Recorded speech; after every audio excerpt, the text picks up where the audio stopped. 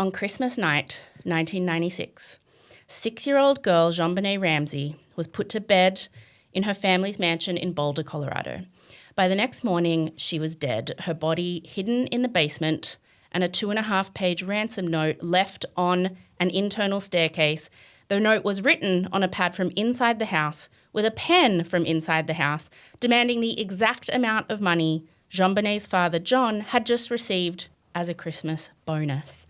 The case went from local tragedy to international obsession when the media got hold of JonBenét's beauty pageant photos and video footage, which showed pretty much a 6-year-old in full hair and makeup, dressed up as and often posing like a full-grown woman.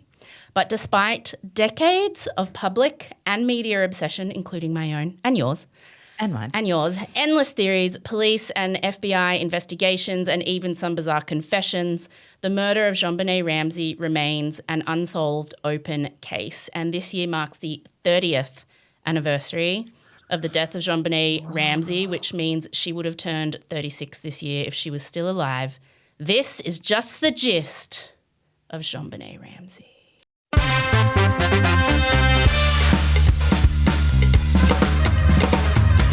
Welcome, Hayley Stavely. Thank you for having me, Rosie Borderland. And welcome to everyone else to Just the Gist, the show where I, Rosie Borderland, give you just the gist of interesting, crazy, random stories from history, pop culture, true crime, whatever. But I always only give you just the gist of what you need to know. And with me today is producer Hayley Stavely, and we're doing a biggie. Yeah. Oh, I'm so beyond pumped. Like, it's just the gist of this, but even just the gist of this is a lot of gist. I don't know how you're going to gist this because I know how encyclopedic your knowledge is of this case. Yours is too, though, which makes me nervous because I'm like, I don't like getting pulled up in real time. I'm not a journalist. I ain't going to do that. Be like, sources, please. I'm like, TikTok. No, well, importantly, I believe we have the same beliefs about what happened. So I think we both do, right? Mm-hmm. I think we both do. I think do most people, although it goes without saying, everything we say here is allegedly, and just like for entertainment purposes only. Yeah, and just personal, like, ideas we have from just stuff we've read. We're not investigators. We don't know. Don't listen to us. Allegedly. Okay, good. I think that's good enough. Allegedly, verbal signature, video sign. Okay, do not sue. Do not sue, please. Okay, here we go. JonBenét Ramsey was born on August 6, 1990. So at the time of her murder in 1996, she's just 6 years old. She had an older brother, Burke, who had been born in 1987. So he's about 8 years old. Their parents are John and Patsy Ramsey, which is why she was called JonBenét, because her dad's name was JonBenét Ramsey. So it was like a unique, feminized French take on her dad's name. Dude, you had a son first. Yeah, Just call your son fucking John or Bennett and then give your daughter a name that's a name. I know, to be fair, because I was like, poor Burke, because like, why not him? But John had been previously married before Patsy, and so he had an older son who was already called John. And I'm pretty sure JonBenét. So it was taken for the boys. He doesn't seem like that kind of guy. To name, I think Patsy is that kind of lady, though. Patsy is that kind of lady. She would have wanted, because this is 1996. This is when all kids were getting called like Taylor, Jessica. What else? Like Leanne. This was our kind of era. Like Isabella. Yeah. So she wanted. She's clearly her, because she's like a rich housewife. I think JonBenét was her version of like Kaylee Jade, like we do now, like EIGH. Like she was trying to pick something unique for the time. But I guess they were obsessed with Trapdoor. Yeah. That's what I always assume. Yeah, right. Yeah. Feed me. So, JonBenét's family was rich as F. Her dad was founder and CEO of like some computer technology company that had just lucked into having like designing something that ended up being quite a commodity. So it was like, I think the year JonBenét died, it had reached $1 billion in revenue, the company. They lived in I would say mansion-sized house, like a huge freaking house. Huh? It's so hideous though. It's like Tudor style, but like it's not my taste. Modern, like it's not an actual Tudor house, but it's like that Tudor inspired style. They also had holiday like estates, and they flew everywhere in their own private jet. So, they had private jet money. Yeah. They had originally lived in Atlanta, Georgia, which is considered like part of the Deep South. So beauty pageants and like that kind of culture was big there. And Patsy had been a big part of it growing up. She had been crowned Miss West Virginia while she was at university and was 23. And it was not long after that she met and married John. So Patsy was at the tail end of that generation of women who had basically been raised and trained just to marry well and find a good husband and be a housewife. They moved to Boulder, Colorado when JonBenét was still young for the company. And even though that was not a state with a massive beauty pageant culture like Southern Georgia, there was still a pageant scene, like Patsy found it at least. Yes, she would. And got JonBenét in it from when she was pretty much a baby. And JonBenét was very, very successful at it, although it's hard to say if JonBenét was successful at it or Patsy herself, like because she was a bit stage mother about it. Like pageants are a huge commitment if you want to do well in them. Like they cost a lot of money, and Patsy Ramsey was really into it. Like she said later that she only put JonBenét in the pageants because she wanted to do them and she loved performing. But said every mum on Toddlers and Tiaras. That's what they all say. But one of JonBenét's little friends at the time said that she asked JonBenét all about her beauty pageant trophies in her trophy cabinet.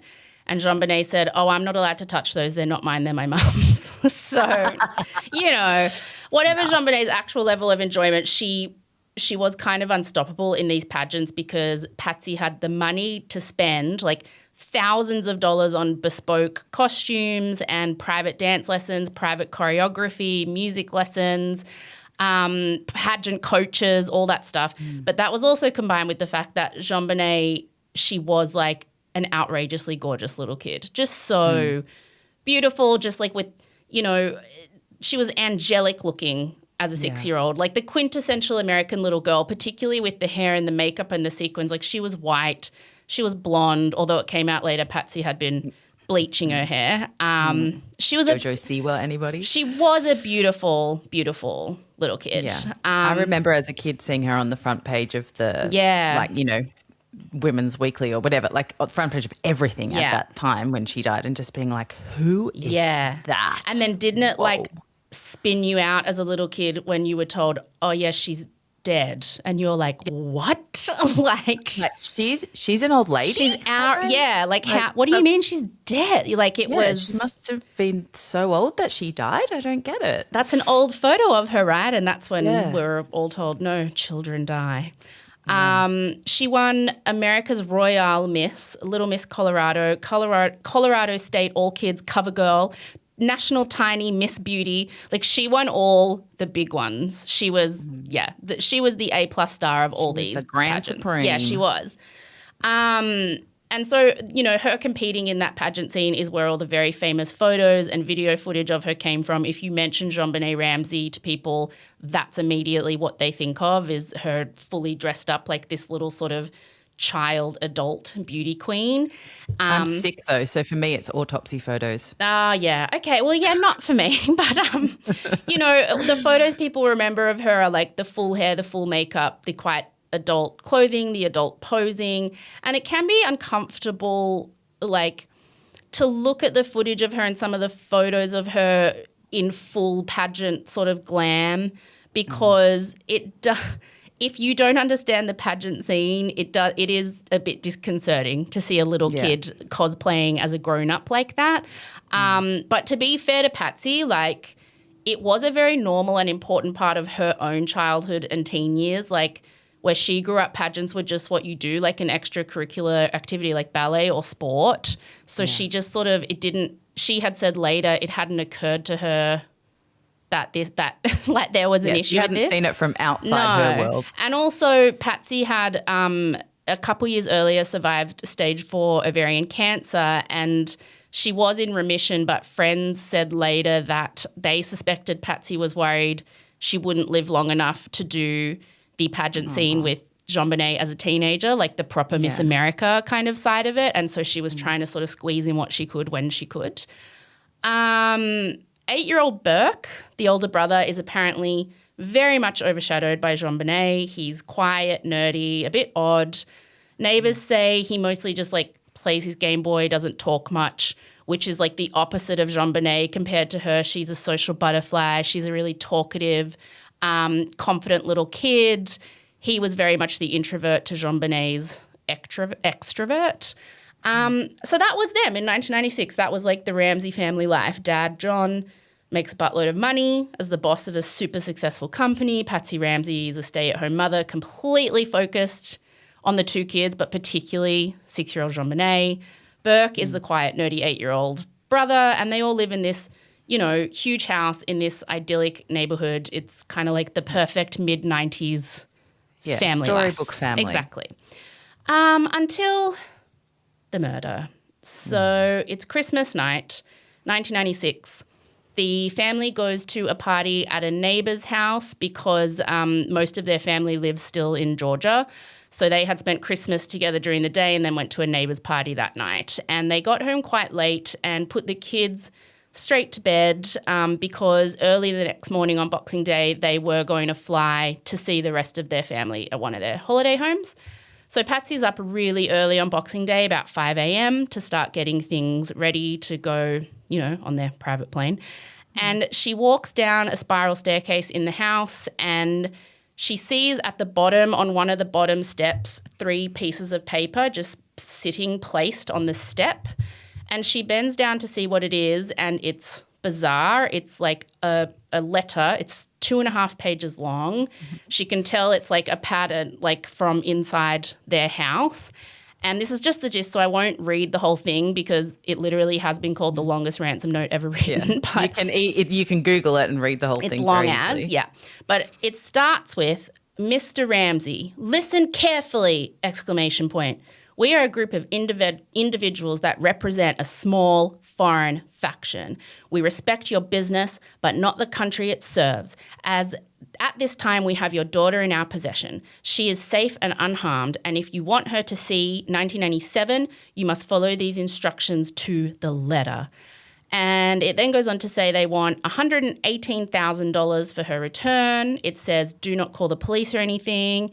It also says, like, almost kind of thoughtfully, by the way, $118,000 is a lot of like physical bills, so make sure you're well rested when you go to the bank and bring a big enough attaché to carry it all in. Ah, attaché. And they're like, we'll call you at 10 a.m. tomorrow. So Patsy says she reads like the first lines, like she gets far enough to the note where it says, we have your daughter, about 4 lines in. And then she just starts screaming. And so John comes running down the stairs and he sort of like, she's just like, someone's got JonBenét. They run to JonBenét's room. She's not there. So they call the police straight away. That story has changed a bunch. Sometimes he doesn't run down the stairs. Sometimes Patsy goes to JonBenét's room on her own. It's like, the details of it in their telling has changed a bunch, but I sort of don't fault them for that when a very traumatic thing happens. You can't remember exactly. 100%. Yeah. But it essentially is like they found the note, checked her room, she wasn't there. They call the police. They sometimes say they did check on Burke and he was sleeping because he was a heavy sleeper, so they just let him keep sleeping. Other explanations they gave of the morning, they said they didn't check on him at all because they just assumed he was asleep. I mean, I know that if I don't have kids, but if one of my kids had been kidnapped in my house and I had another kid there, I'd wake him up and bring him close to me. Yeah. I'd at least check on him. Out of my sight. Yeah. But anyway, okay. But also, it's 5 a.m. Kids are awake. Yeah, right? And you were screaming, but, awake. You know. The police come over, look at the note and decide, okay, yeah, it is a kidnapping. And then they're kind of like, oh, shit, well, this never happens. Like, what are we – a kidnapping, hey? So they local – what is this, New York City? Yeah, like local Boulder police start kind of messing stuff up pretty much straight away. I mean, because it's Christmas, So there's like the skeleton Christmas crew on. It's like how they say you never want to get surgery the week of Christmas because all the good doctors are having their holiday and you get like whatever stand-in. Like I think it was kind of similar thing in the police force. Also, this just was not something this is Boulder Police. It's like a very rich, affluent neighborhood where not a lot happens, a quiet place. So a kidnapping is also just, Yeah, they're used to noise complaints and things like that. So they do like a sort of search of the house, the initial police officers there, just to see if there's any evidence of a break-in. But because they kind of just accept, well, it's a kidnapping, they don't like super thoroughly check anything. They just block off JonBenét's room as a crime scene and nothing else, and start trying to like contact the specialist people who will come in who know what to do about kidnappings. The Ramseys, meanwhile, have called a bunch of their friends and their minister who all come to the house. So there are just random people wandering around the house all morning. Burke, who eventually woke up, wasn't kidnapped, not that they bothered to make sure or check, but he doesn't know anything has happened. He's sent to a friend's house for the day. And for a lot of the day, there's only one police officer at the house because the experts they need are, hours away. It's Christmas. It's taking time to get them briefed, to drive there. And John Ramsey starts making arrangements to get the ransom money. And in the meantime, apparently the plan is just to wait for this call at 10 a.m. But the call never comes, and John isn't even there waiting for it anyway. And the lone police officer in the house says she loses track of him a bunch of times. Like at one point he's gone for almost 90 minutes and she doesn't know where he is. And by 1 p.m. he comes back and they're still waiting for the more specialized sort of forensics teams to show up. And this police officer says, okay, I really need to keep John in the house because he keeps just wandering off. So to keep him busy, she says she tells John and one of his friends, like, can you just do another search of the house top to bottom? Like just in case you might notice something weird, just go and check around. So John goes with that friend down to the basement to start looking. John goes on his own into a small cellar room that opens off the side of the basement, and as soon as he opens the cellar door, he starts screaming. And John has found his daughter JonBenét's body on the floor of that little cellar. He picks her up and runs with her upstairs and puts her on the floor of the main living area. Apparently she's quite stiff, so rigor mortis has set in, which means she's been deceased for a while. There's duct tape over her mouth and there's a nylon cord wrapped around her neck and her wrists. Patsy starts screaming, like trying to touch and hold and hug the body. John is screaming. Everybody's crowding around them. And there's this one inexperienced female police officer who's like, maybe don't touch. Everyone step back. Like, please don't. Law and Order, what do they do?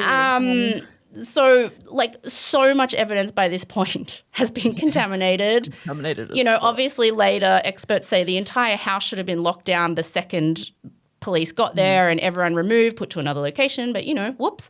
JonBenét's body is taken by the coroner to have an autopsy performed that night.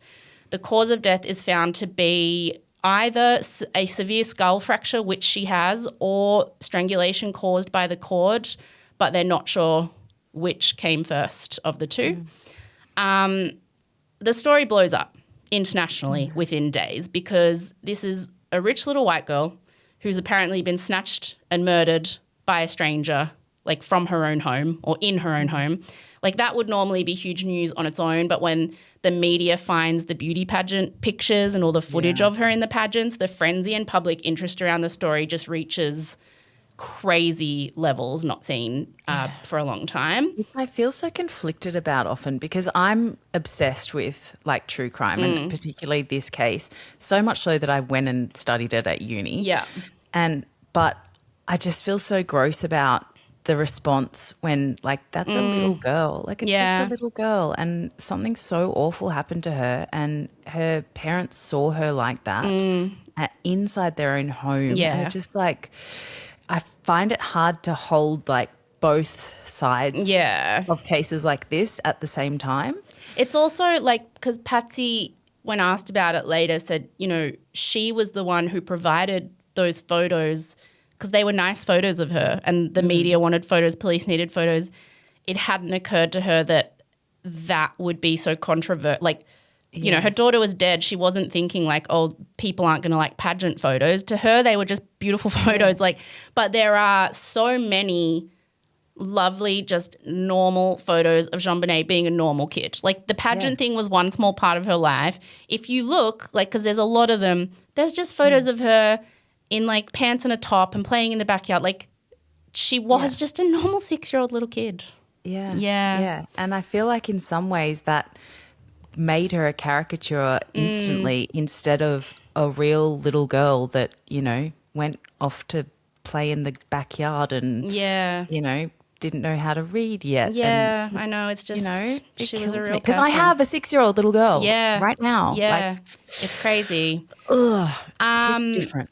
So the Ramseys started acting, I don't want to use the word suspiciously, but I will say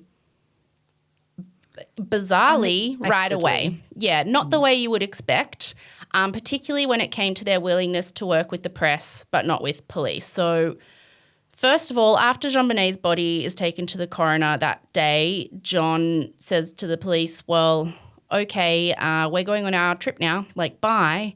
And the police are like, hang on, can you possibly stick around? Like, Did you forget? Yeah, don't you want to figure this your kid was out? murdered? Yeah, like, but the Ramseys refused to be interviewed by or even really talk to the police. John says initially, you know, they're all really emotional, so they don't want to do it that day, which I'm like, okay, whatever. But then he says a lawyer friend of his says that families and particularly fathers are always prime suspects in cases where children are murdered in their own homes.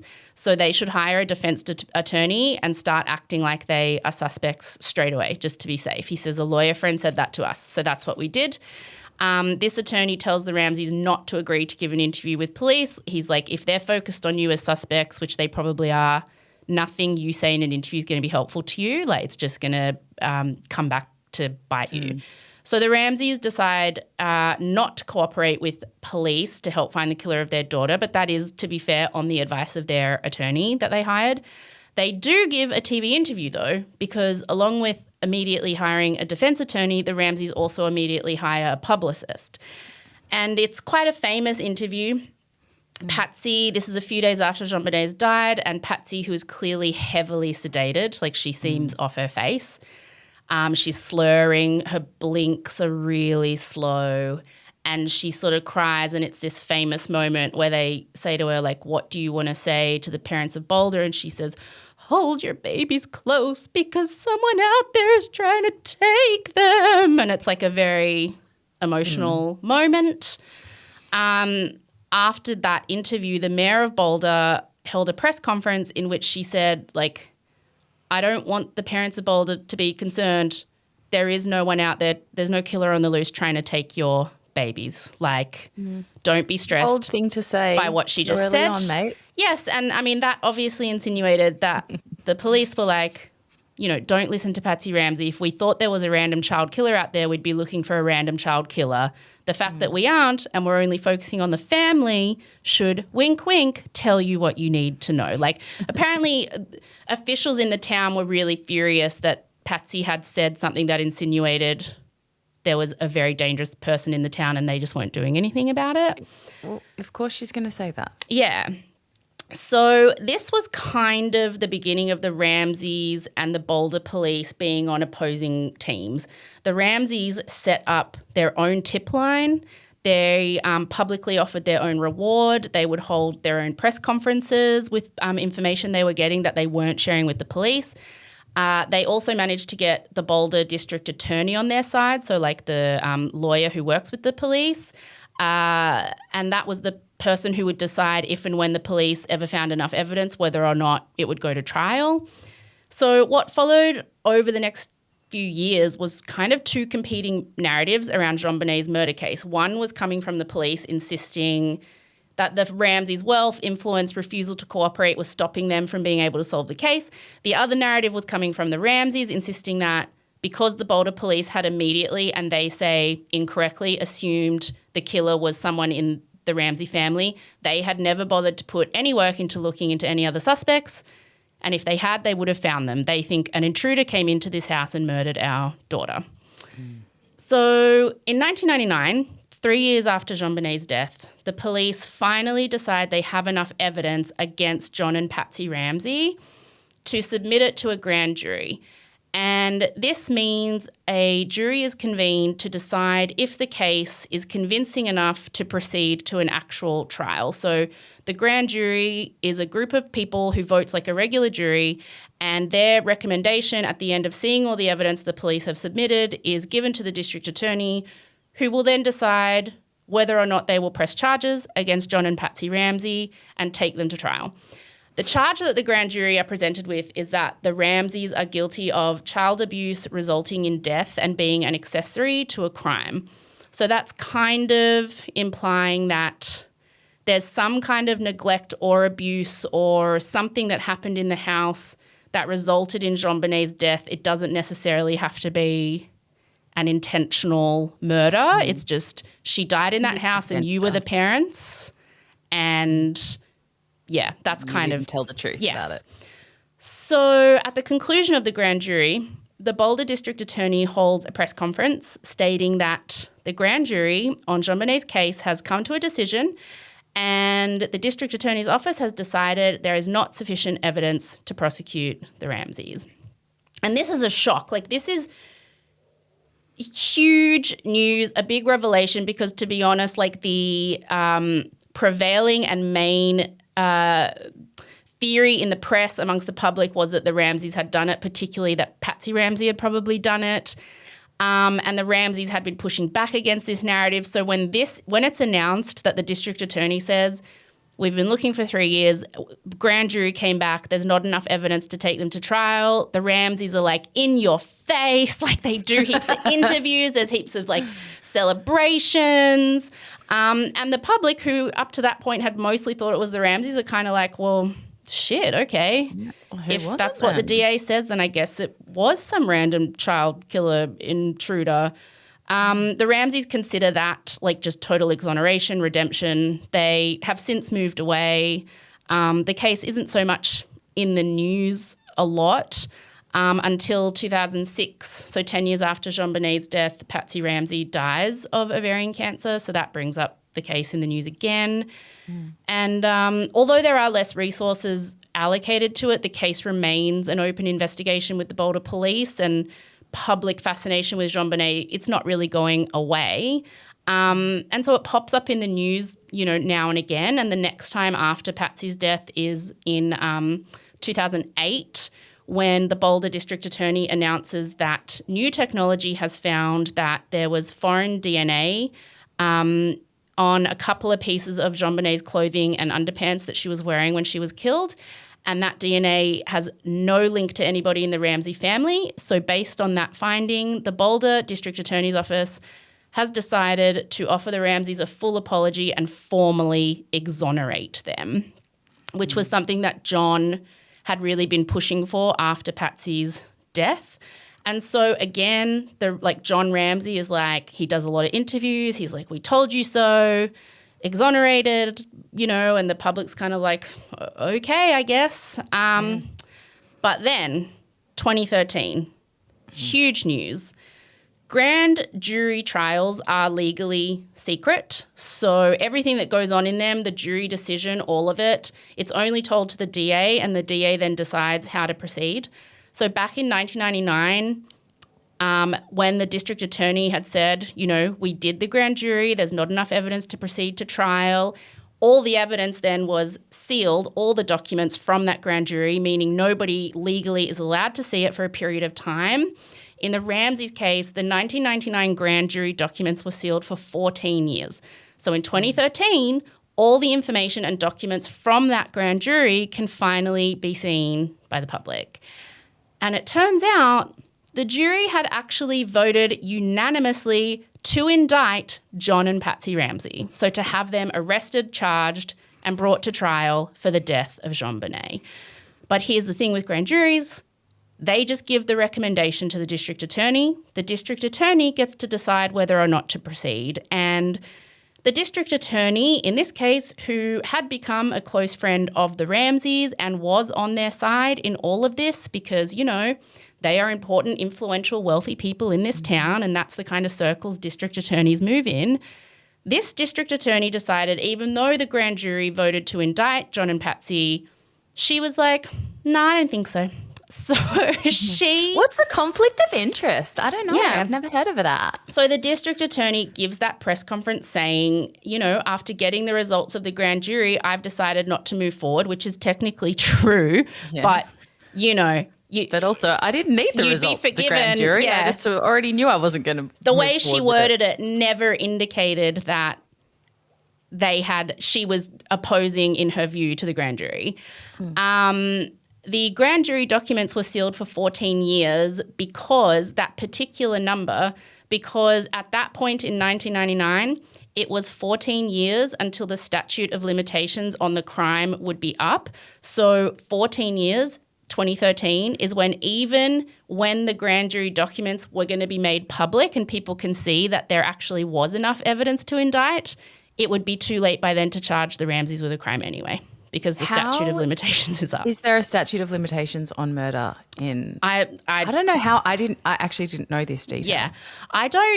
This is just the gist, so, I wasn't going down legal rabbit holes like that, but I think it had something to do with how they were being investigated, or maybe to do with if there's a grand jury brought against you, there's a statute. It's not a statute of limitations on the crime. Who murdered her generally. Yeah. It's the fact that there was a grand jury. Yeah. So it's almost like a mini double jeopardy situation. Yeah. So it just seemed like very convenient timing to have been put in place by the 1999 district attorney. But also, she should have been 100 years. Yeah, I know. I guess, but it was also, I think it was just because there was a lot of pressure for the press wanted these documents. There was a lot of pressure for her to not put a ridiculous date on it. So she picked an amount of years that would give them legal protection.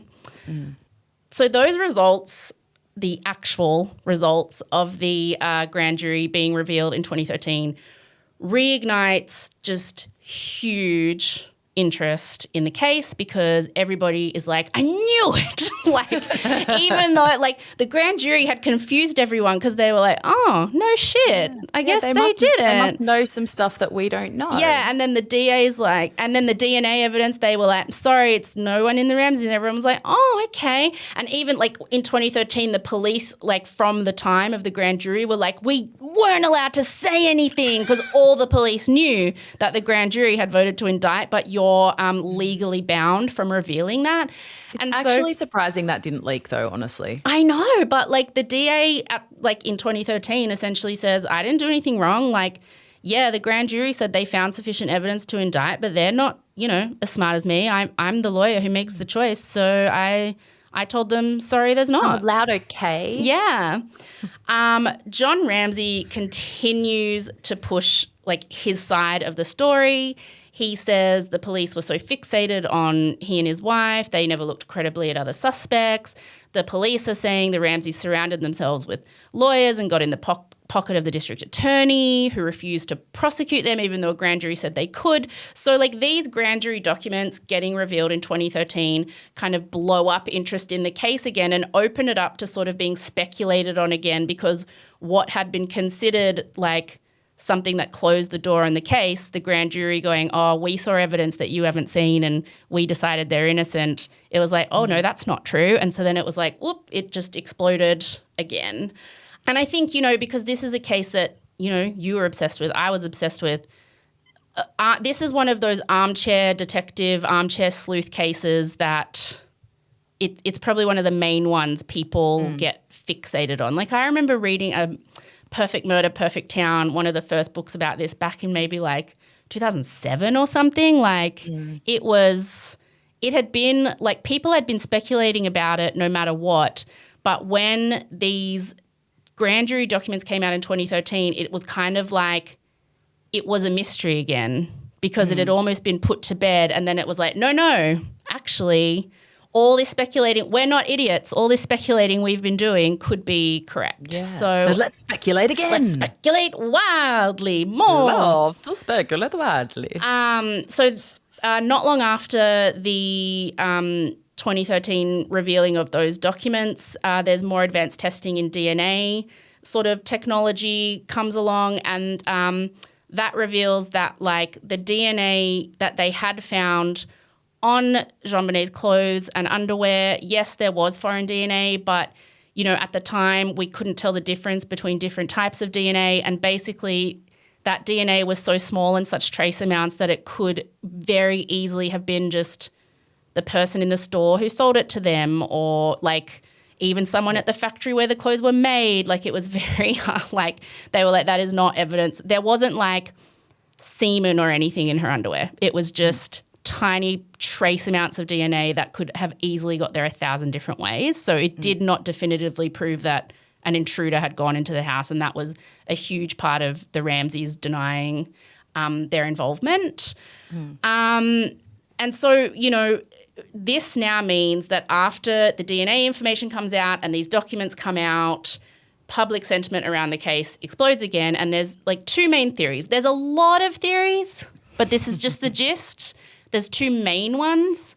One is that, someone in the family did it and they constructed the kidnapping thing in an attempt to cover it up. The other theory is that, an intruder did come into the house, and whether or not they attempted to kidnap JonBenét, at some point in the night she died, and so they just took off. And like neither theory, as of this year, 2026, 30 years later, has been definitively proven or confirmed. I will say I'm a big believer in the first theory. I do think it was someone in the family, allegedly. I think it was JonBenét's 8-year-old brother, Burke. And as do I. A lot of people think this, allegedly. I'm just going to do a blanket allegedly here, so I don't need to keep saying it, but he has sued people, so just allegedly. Okay, I will tell you why I think this is what happened. Investigators found quite a bunch of stuff after JonBenét died that pointed to this theory. Apparently, Burke had quite a lot of behavioural and emotional issues that involved being very jealous of his sister. The housekeeper said that he'd been having a problem for a year at least where he was like shitting in JonBenét's bed and taking his feces and wiping it on her things. Even up to that day, they had found that he had wiped his own poo on her one of her new favourite Christmas presents. So that would kind of indicate it was about upsetting her or hurting her or, negatively affecting her. He could also apparently, there had been instances in which he'd been quite violent with her. He'd like whacked her over the head with a golf club. He'd done other kind of nasty things like that.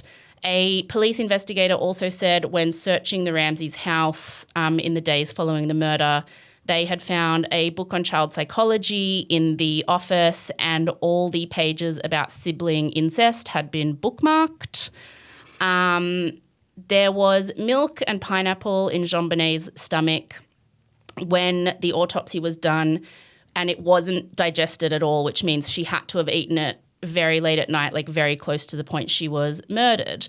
And when the police came to the house in the morning, there was a bowl on the kitchen counter with leftover pineapple and milk in it with a big serving spoon in it, which reminds me of something kids would do when they're trying to get a snack for themselves. They'd like get the big wrong spoon. Get the wrong stuff. The bowl and the spoon had Burke's fingerprints all over it, but not JonBenét's. So one theory is, like, this is the general theory that a lot of people think, this is what I tend to agree with, is that Burke had, after they got home on Christmas night, snuck downstairs. He had admitted actually that in interviews the couple of times he was able to be interviewed that he had woken up and gone down to play with a toy he'd gotten.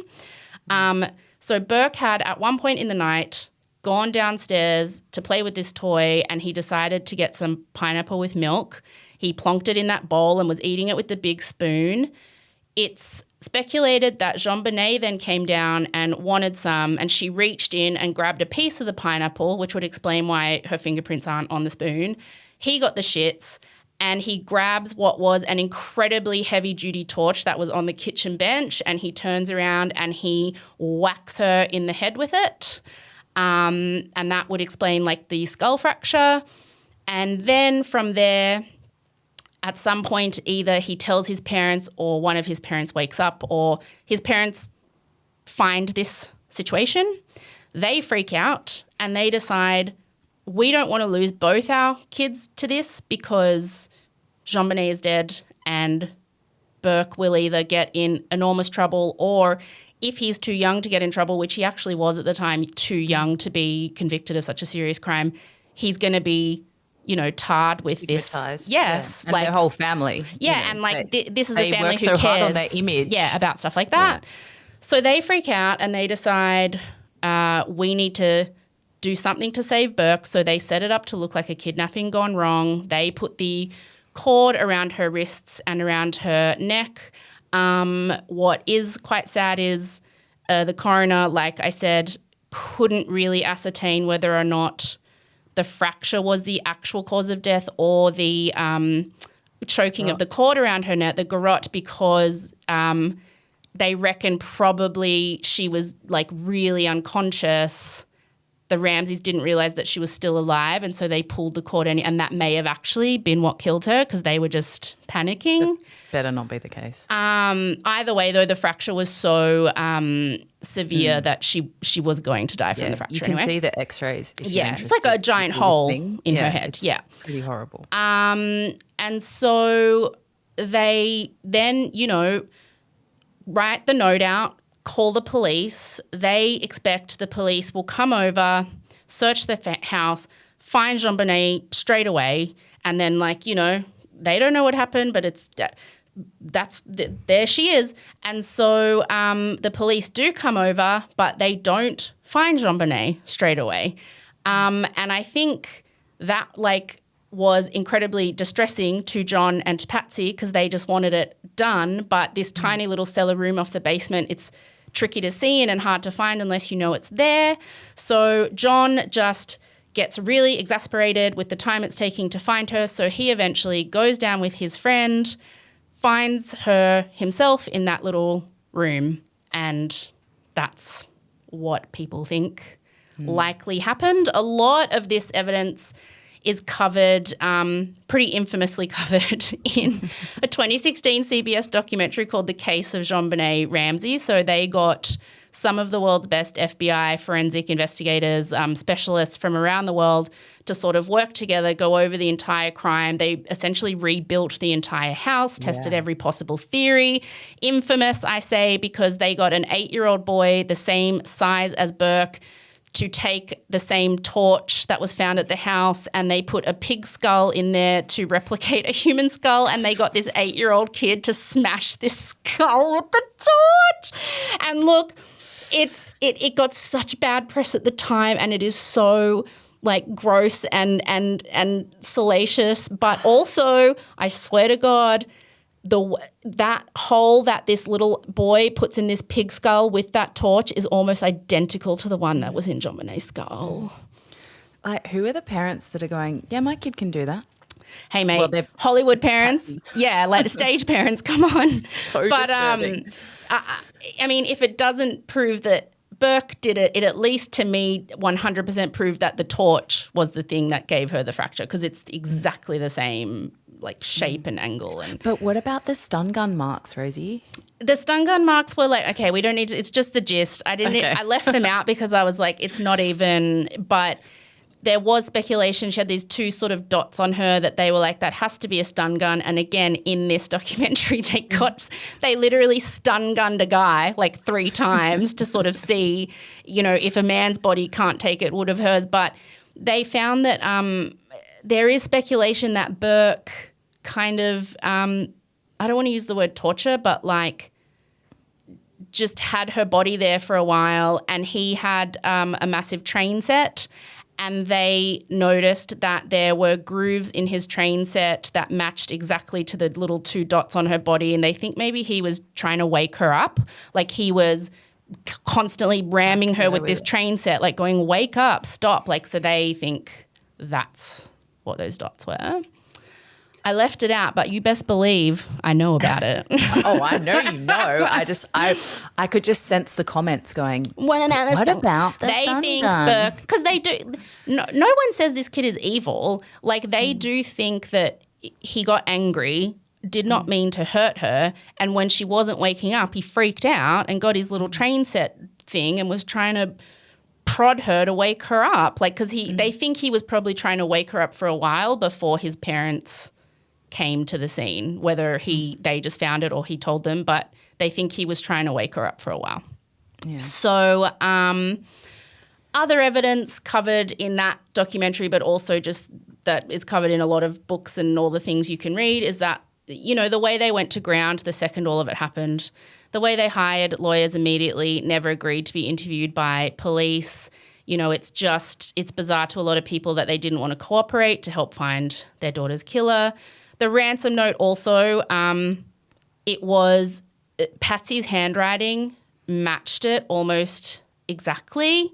Multiple handwriting experts, and I know that's a job where people are like, come on, but they couldn't. It's so legit. I think it is, but they couldn't rule her out. Like there were a lot, I think there was like 50 people's handwriting gave samples. And the handwriting is so weird. Like it looks like someone trying to do, this is not my handwriting. Yes, it definitely looks like someone writing, and like when you're trying to make it look like a little kid wrote it or something. Like, and you know, they tested so many people, and Patsy was the only one, I think, of about 50 people who her handwriting could not be ruled out. And it wasn't just for the handwriting itself, which was eerily similar. I'm talking like the handwriting, like big moment in the Jinx with the Beverly envelope that makes you go, come on. Like it looks so the same, but it wasn't just the handwriting, it was also phrases used that Patsy used a lot when she was writing things down. Words like and, hence, and attaché was something she wrote a lot. And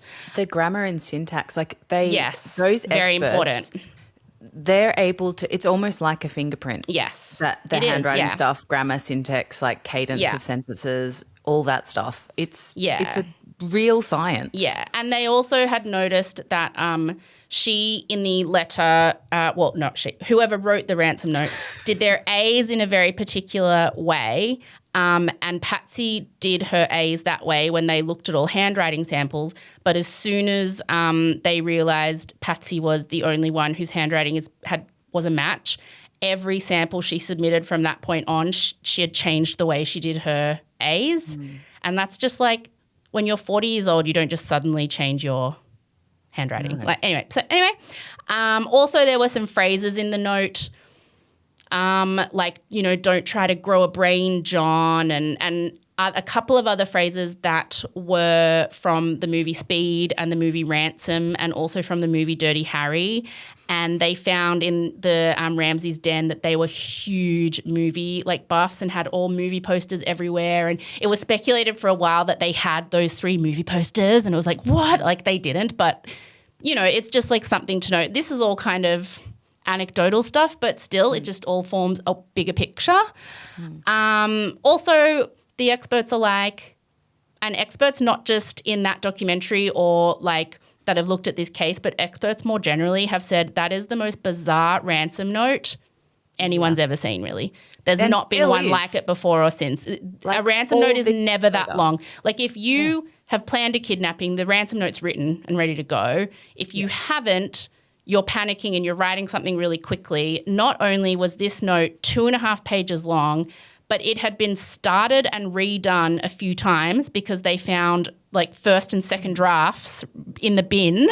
And like, it's like if you were in someone's house in the middle of the just murdered someone's panicking, you're hanging around. Yeah, like they're just like, it's so unlikely. And also, like I said in the intro, the amount of $118,000 that they asked for was the exact amount John got as a Christmas bonus that year.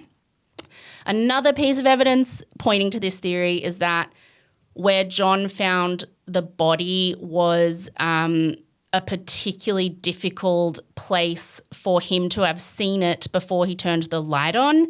And when he went down with that friend into the basement, the friend was looking in the basement. John went over to the little cellar room, opened the door and started screaming. The friend then came running over. They turned the light on and saw JonBenét there on the floor. And multiple people have said that room was so dark and tiny. It was underground. There was no way to see in that room without the light on. And that friend who went down there with him found that so sus. Like, it didn't sit right with him. He's like, there's no way he could have seen her there. And he ended up being like one of the first people to publicly turn against the Ramseys and say, I'm very uncomfortable with this whole thing. I don't trust that what happened is what you're saying happened. And it's also like when a crime like this happens and somebody, like just historically experts have said, and somebody has killed someone and that body needs to be found, they will always make sure there's someone else with them when they find the body, because otherwise you are further implicated. You don't find it. You don't find it. Well, he didn't want to find it. Police, but I think it got to a point where he was waiting hours and he knew his poor little daughter's body was down in the basement and he just wanted to get it done. And then another particularly big piece of evidence is the 911 call that Patsy made. Yes. So she calls 911. She's incredibly distressed. It's quite theatrical. She's screaming, my baby. She's been kidnapped. I'm the mother. Send someone. Not really talking sense, not really listening. And as soon as the dispatcher on the line says, okay, we're sending someone, Patsy hangs up. And what Patsy didn't realize was she didn't hang up the receiver fully. Like, she put the phone down, but she didn't realize that it wasn't hung up. So the 911 dispatcher could still hear talking. And that 911 dispatcher said it was incredibly chilling because she was so hysterical on the phone. And the second she thought she had hung up, she could hear her talking and her voice changed. And she said, it sounded like she said, okay, we've called the police, now what? And no one ever really talked to that 911 dispatcher for many years. But when they finally did, and like they had tape of the call, they gave it to like all these, like they sent this tape to like sound specialists at NASA and to like, they sent it to several like independent people and said, just tell us what you hear on this tape and send it back to us. And almost all the specialists sent back the same pretty much identical conversation of what they think they heard. First of all, Patsy thinks she's hung up. And then they hear a woman's voice say, okay, we've called the police, now what? And then they hear a man's voice say, we're not speaking to you right now. And they hear a woman's voice again, so Patsy saying, oh, Lord Jesus, what did you do? And then they hear a small child, they think a boy's voice saying, what did you find? And this is like a big deal because they insisted Burke had been asleep. Patsy had seemed upset on the phone. I mean, I don't need to tell you why it's a big deal. You just heard. It's obvious. I have listened to that it's chilling. Piece of audio 1 million times. Yeah. I myself have nerdily put it through audio software that I have. You have. Trying to enhance things. Of course you have. Of course I have. What did you find? I don't hear a lot of that. So I really wish they would release and I think people have supposedly released this is the enhanced where you can clearly hear it, and I don't hear it. I do hear the oh Lord Jesus, what did you do? Because that's pretty clear. And the little boy noise. I think I can hear what did you find? What did you find? You hear? That is exactly what did you find? Yeah. I need to listen to it again. It's been a while since I've. I mean, either way, you can definitely hear an angry man's voice. Yeah. You can hear a despondent sort of woman's voice, and then you can hear a little kid sound. Else. Yeah. Yeah. So it's like the wording, although all those independent specialists came back with almost the same wording of what they thought they heard. But the wording, even if you take that out of the equation, it's still Burke's there. All of them are there. It's still sus. Even just the fact that she was hysterical, and then as soon as she put the phone down, she's like, okay, now what do we do? Like, yeah. Ooh. I mean, So- as you know, I do believe allegedly that it was Burke. Yeah. And so I think for sure that's very possibly what the audio recording says. Yeah. But I'm so frustrated that I can't hear it. Yeah. Same. I can't, it's hard to say definitively.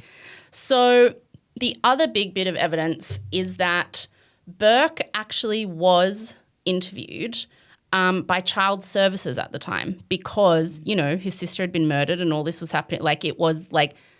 It was an interview that the Ramseys couldn't get out of. Burke had to be interviewed by child services, and they agreed to like a couple of interviews with him. They were filmed, and it's quite chilling to watch. This footage only came out years later. But essentially it's months after the murder, months and months and months. But he's still young. He's still like 9, not even 10. He's so cocky in this interview.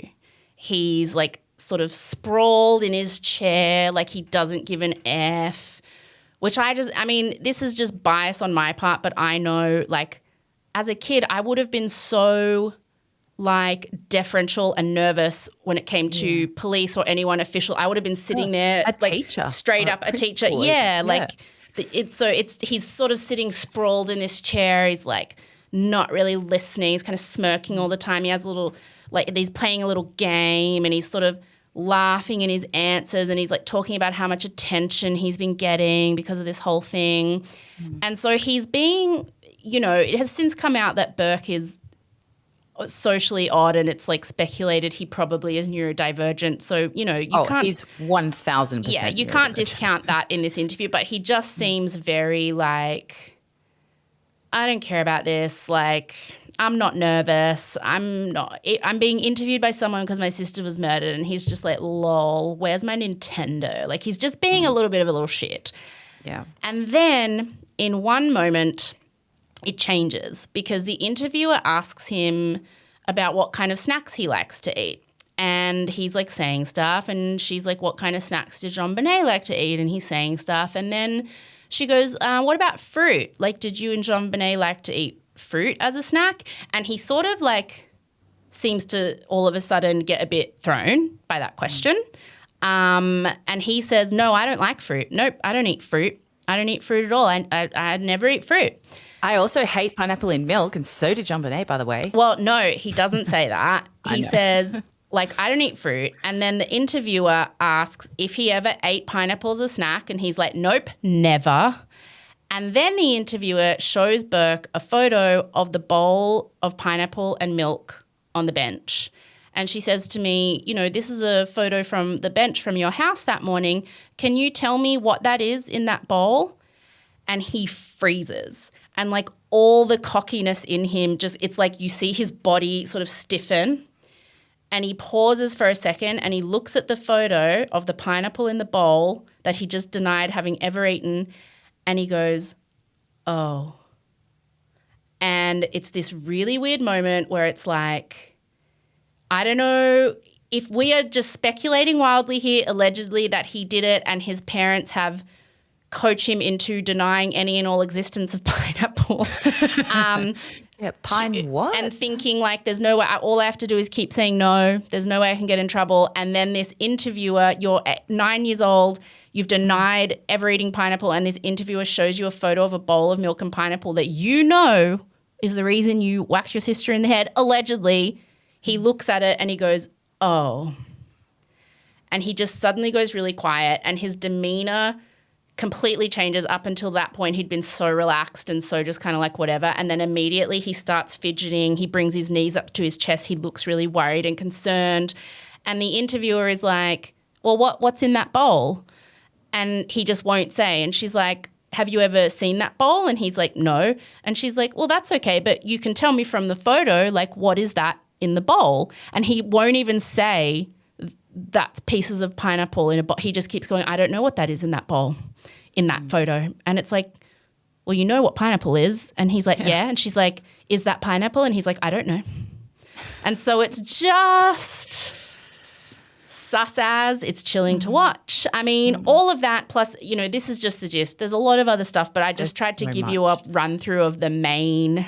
Yeah, I really recommend anyone listening, if this has even vaguely intrigued you and you haven't done a deep dive, just do it. And see you in 5 days. Just please go down back. this. So, that's essentially what has convinced me over the years that it was allegedly Burke. A lot of people agree.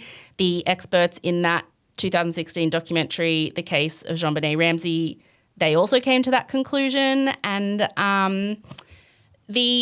the theory, I think, had started to build momentum when the 1999 grand jury documents were unsealed in 2013. But then when that documentary comes out, it kind of makes everyone go, oh, it was Burke. Like, what?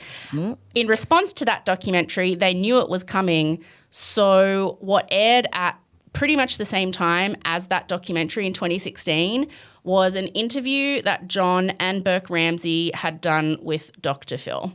And this interview is crazy. It's crazy to me that John and Burke agreed to do it.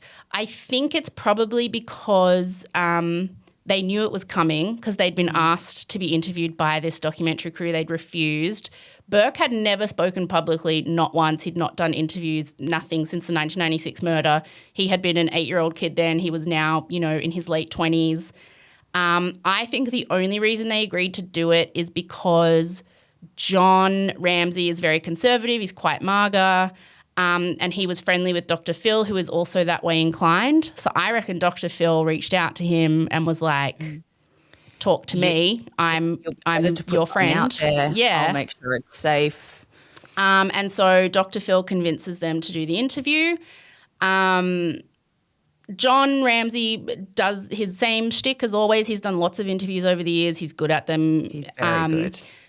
Burke's interview does not go well. I wouldn't say he says anything particularly. It's not like he accidentally says something majorly incriminating. When or anything. I hit her with the, yeah, no, nothing like that. But he is just an odd man.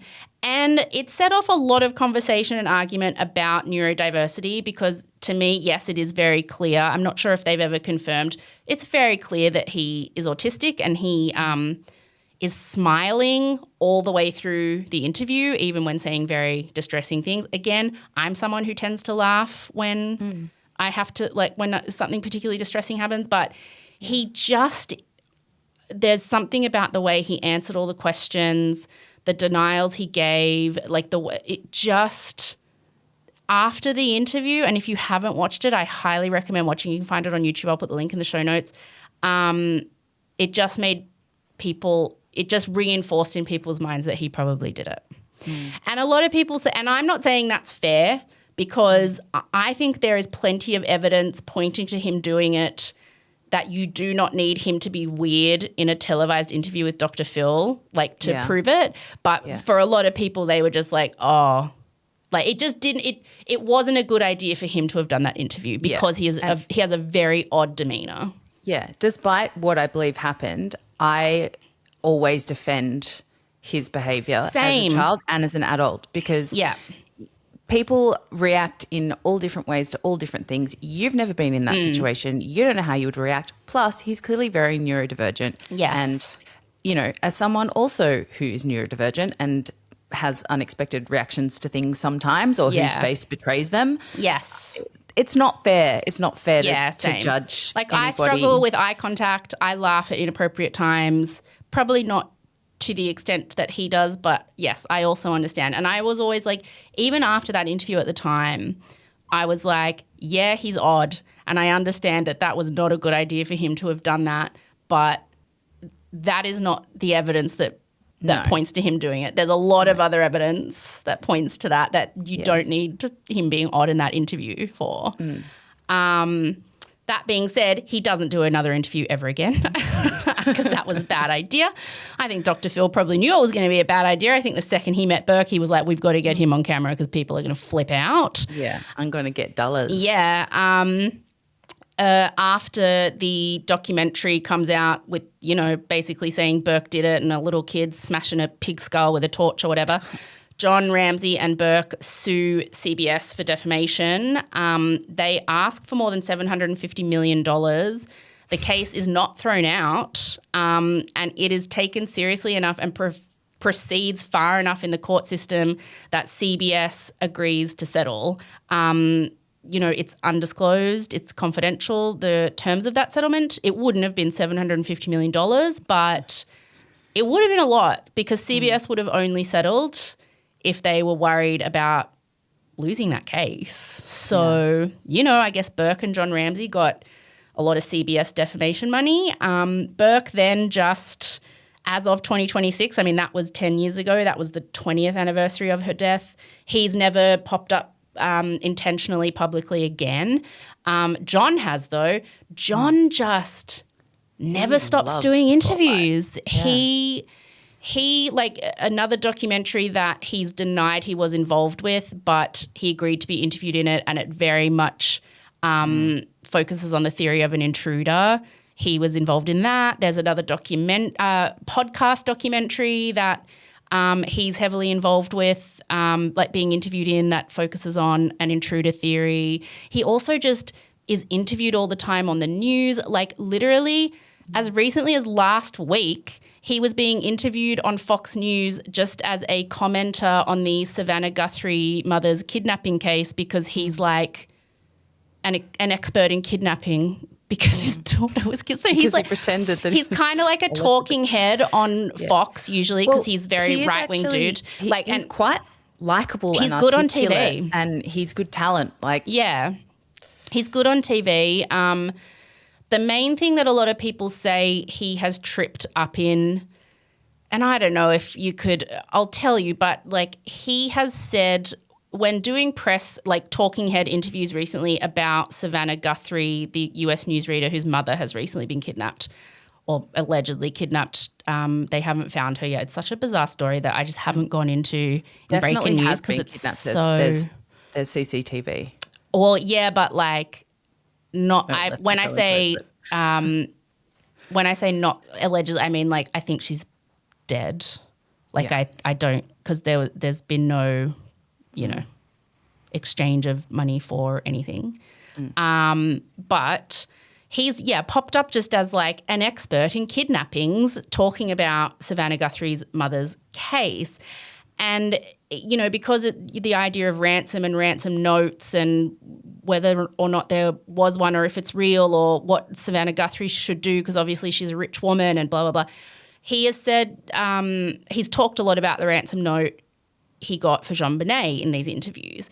And one of the things he said in a couple of the initial interviews he did in the last few months was like he didn't really take the 10 a.m. phone call the next day seriously because in his mind he thought it meant 10 a.m. the next day.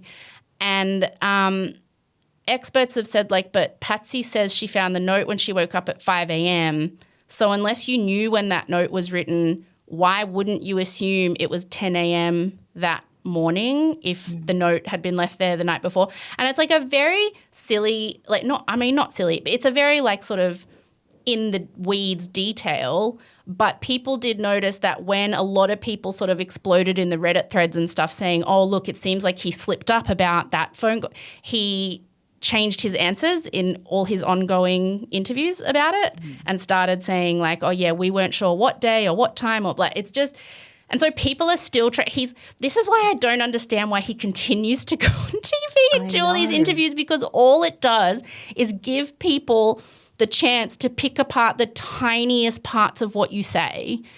And I was talking to James about this because I was like, when I was putting this episode together and I was like, I'm just sort of trying to do this update of where he's been the last few years, and he's been everywhere. Like he's on TV all the time. He's always talking.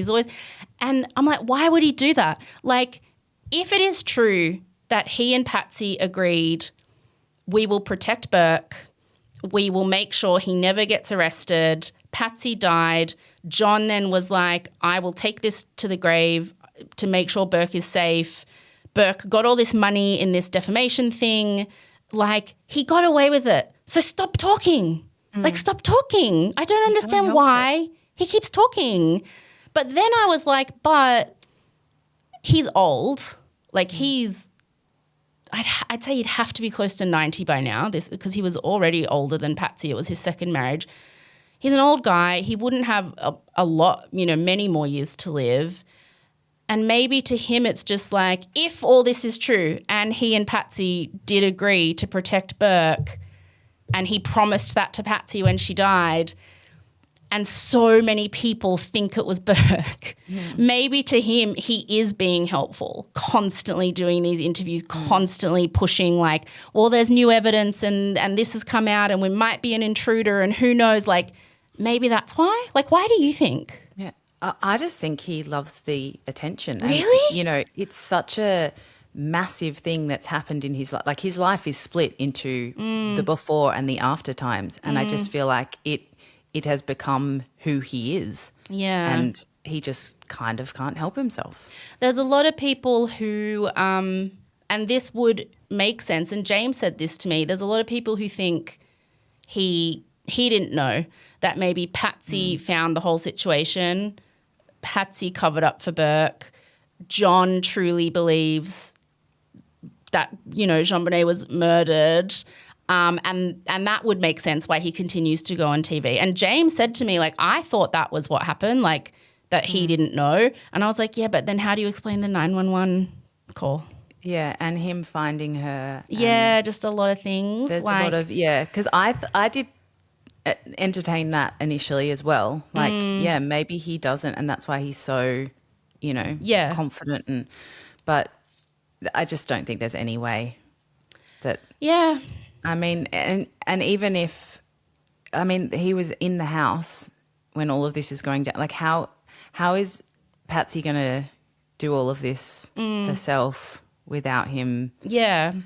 And it also, it really explains how in a lot of the press that they did and the way they've talked about JonBenét's death and finding her, they do seem just genuinely 100% completely broken and devastated that their daughter has died.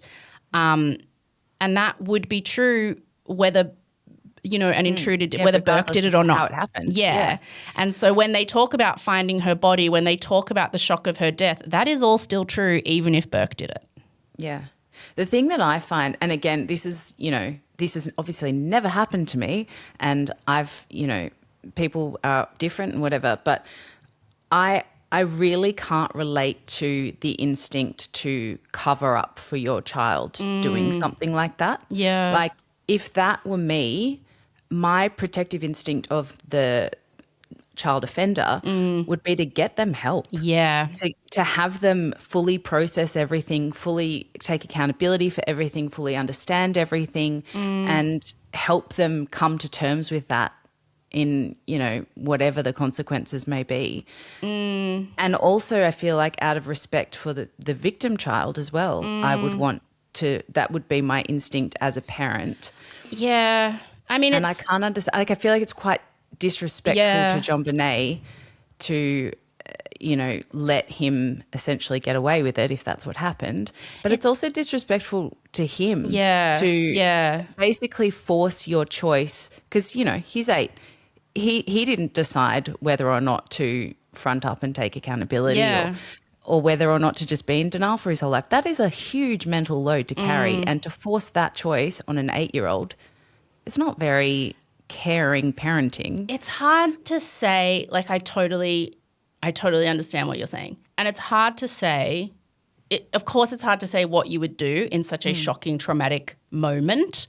But like I will say there is evidence that they were worried about Burke, and they were very tentatively, I mean, this kind of stuff with these sort of influential, wealthy families who worry about image and stuff, it's tricky for them, but they had been talking about the behavioural issues Burke had, how they were worried about the way he treated JonBenét. I mean, I didn't go into it because this is just the gist, but there was some, possible evidence that JonBenét had been getting abused. She had been wetting the bed a lot, the housekeeper said. Toilet activities, toilet habits had changed for her. there was like some evidence that it's difficult with this stuff, but like that could be in when examining her body taken to like as evidence of some kind of sexual abuse. But it wasn't sort of conclusive. But I mean, you know, Patsy had been looking into getting Burke psychological help. She had been researching abuse between siblings, both physical and sexual, the incest stuff. Like, it seems like they knew something was up, and they were trying to do something. But then, you know, this happens out of the blue, and how are you going to who can ever say how they'll react in a panicked moment with such heavy stakes? Yeah. I don't know. I just, I can. Allegedly. Allegedly. All of this. I do feel for them in, you know, kids don't know what they're doing. Like, they don't know their strength. They do things without thinking. They don't even have the capacity to know what they're supposed to be thinking about before they do things. Yeah, like what I believe to be the marks from him prodding her with his little train track thing. Like, he was trying to wake her up. Yeah. They could have just gone with this is a really tragic accident and we're getting our son help. And I feel like that would have just been better for everybody in this situation. Right? And I find it hard to understand how they didn't make that choice if this is what happened. Yes. But, I mean, that's the case with so many things. You can't always empathise or understand people's points of view or, you know, processes or why they made certain choices. But just given how much thought I have given this case, it is something, Both of us especially like I have revisited it since I became a parent in the last 6 years, not since my kids have been old enough to, you know, be approaching the ages that these two kids were. But it hits so different when I bet. I wasn't sure you would even want to do this episode because I was like, because, you know, Kate and James and I don't have kids, and I was like, I know Hayley's so fascinated with this case, but I'm not sure she would want to, because your kids are the same age. You have a daughter the same age. And it's, I think because it's almost like it's not real to me anymore. Like, I know the case so well that it doesn't. But I can imagine it would hit, so you just approach it differently. It does. And I really, it intensified my suspicion of Burke, given the sibling behaviour that I see with my kids, who aren't, you know, disturbed or anything, but they accidentally hurt each other. Yeah. Not to that degree, but I can easily see how something like that could happen accidentally. Like, it's basically a freak accident. Oh, Rhiannon used to beat the shit out of me. Like, we would go to town on each other. Something so easily could happen by accident. Yeah. Yeah. And it's just, I would feel so devastated for both the kids in that situation if I was their parent. And I feel like she's betrayed them both. Yeah, that's interesting. You know, I'm glad to have done this episode with you now, because I honestly never thought about it that way. I was always like, yes, of course Patsy would feel devastated for both her children, and so that explains her instinct to cover it up. But you're like, no, that to you explains the opposite. That's why you should do something to help him. Yeah. But again, you know, different parents have different, you know, ways of viewing things, and I can understand how that seems protective to like cover it up and, you know, keep him out of jail or whatever the whole thought process was, and, you know, hide this darkness in him from people and give him a chance to live a life and all of that stuff. But I just don't think it's almost like a cursed half-life that they chose for him instead of what they could have given both of their kids. That's so true. That's so true. Because it's a tragic accident. I don't think the demonization of Burke would have been as horrific as they assumed. Yeah, I do think, you know, I do suspect Burke did it, but I also think that if he did do it, it was an accident. He was 8 years old. Like, maybe he intended to hit her because he was cranky or whatever, but he was he did not have the capacity to understand that was going to lead to her death. Like, he was a kid. It was an accident. Yeah. And I think that's also why I'm not triggered by this story. Like, I wouldn't want to do a Jamie Bolger episode. Oh, God, that no, would I would trigger never me. want to do that And either. again, that's because there is evil, there is intent. There's no, you know, that story really disturbs me at a very cellular level. But this, I feel like, tragic accident, dealt with horrifically. Dealt with badly. 2 children, neither of them got what they deserved from their parents. And they made a kind of panicked choice in the middle of the night and then just had to double down on it, you know? Like they couldn't, I don't know. If that is what happened. Because also it could be that it was an intruder and that weird John Mark Carr pedophile who admitted to it did do it. Do you remember when he admitted to it? Yeah. That weird guy, and that I think he was in like a Thai prison or something, and he was like, "Oh, by the way, I killed JonBenét," and he just got all this attention for a month, and then it was like, "No, you didn't." There's been a few people. There's been quite a few, Maybe it was one of those because allegedly. Well, then where's the DNA? Okay, well, that was just the gist of JonBenét Ramsey, and we actually didn't talk. I was like, God, we might talk for 2 hours, but no, Well, I feel like we were both very conscious of we cannot talk for as long as either of us want to about this. And there are going to be some very random details that I could bring up here, but they're not. No, it's just the gist. It's just the tongue is bleeding from all of the times that I've gone. I know, same. It's like me when I did the Titanic episode. I was like, no, I Rosie, still believe rein it in. Do, like director's cuts of some of the episodes where you and I could talk for centuries about things and just people let have it asked roll. me to do that on Titanic. They're like, do the Rosie uncut version where you just talk for 3 hours about the weight and color of certain rivets in like holding certain. I'm like, I don't know, but I could. Could and should. I could. I vote yes. All right. Well, thanks everyone. That was a good one. Thank you, Hayley Stavely. Thanks for tuning in. Join us for Breaking News, our bonus episode on Tuesday, our mini on Wednesday, and our regular next week on Thursday. Thanks, everyone. Bye. Thanks, guys. Bye. Thank you for listening to Just the Gist, a Just the Network production. Executive produced and hosted by me, Rosie Waterland. Produced and edited by James Joseph with additional production support from JTG team Kate Lieber and Hayley Stavely and Acast legends Guy Scott Wilson and Simon McDermott.